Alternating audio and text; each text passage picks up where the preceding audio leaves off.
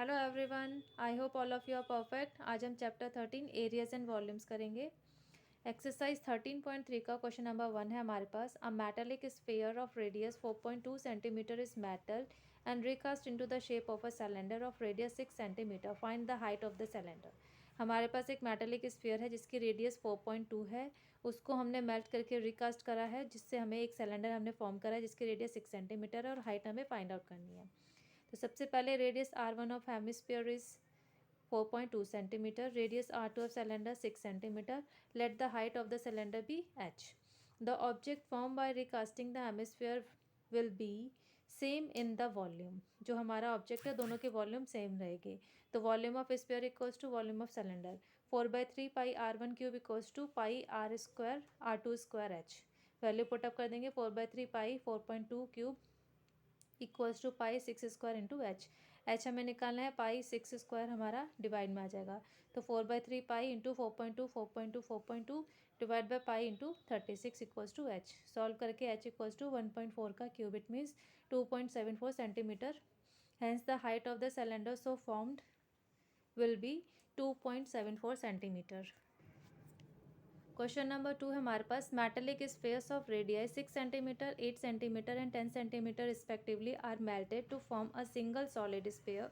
Find the radius of the resulting sphere. हमारे पास 3 spheres हैं, तीनों की रेडियस गिवन है 6, 8 एंड 10, और हमने इन तीनों को मेल्ट करके एक सिंगल स्फीयर बनाया है जिसकी रेडियस हमें फाइंड आउट करनी है। तो radius R1 of first sphere 6 centimetre, radius R2 of second sphere 8 centimetre, radius R3 of third sphere 10 centimetre.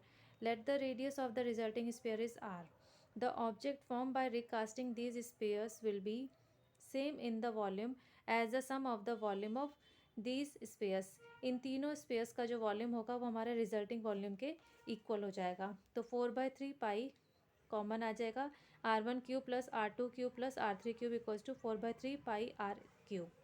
4/3 pi 6 cube plus 8 cube plus 10 cube equals to 4/3 pi R cube. अब R cube हो जाएगा हमारा, 3 ऊपर चला जाएगा, 4 नीचे पाई के साथ, तो कैंसिल हो जाएगा। ये 4/3 पाई कैंसिल हो गया, बचेगा 6 क्यूब 216 प्लस 512 प्लस 1000 ऐड करके आ गया 1728। तो क्यूब रूट निकालेंगे 1728 का, it is equals to 12 centimetre. Therefore the radius of the sphere so formed will be 12 centimetre. Question number 3 है। A 20-meter deep well with diameter 7 metre is dug and the earth from digging is evenly spread out to form a platform 22 metre by 14 metre. Find the height of the platform. हमारे पास एक well है जिसको हमने डग करके एक platform बनाया है। तो ये जो हमारा वेल है इसकी हाइट हमें गिवन है 20 मीटर, डायमीटर गिवन है 7 मीटर, और जो हमने इससे यहाँ पर हमने इसको स्प्रेड करके जो प्लेटफॉर्म बनाया है इसकी लेंथ है 22 मीटर, ब्रेड्थ है 14 मीटर, और हमें हाइट फाइंड आउट करनी है। The shape of the well will be cylindrical. साफ साफ दिख रहा है कि जो हमारा वेल है सैलेंड्रिकल शेप का है। Depth height of the well 20 metre, radius R of circular end will of well, radius हो जाएगा डायमीटर बाय 2 यानी कि 7/2 metre. Area of platform equals to हो जाएगा length into breadth 22 multiply 14 metre square. Let height of the platform will be h. Volume of soil dug from the well will be equal to the volume of soil scattered on the platform. दोनों volume equal होंगे। So volume of soil from well equals to volume of soil use to make a platform. Pi R square H equals to area of platform into height of platform.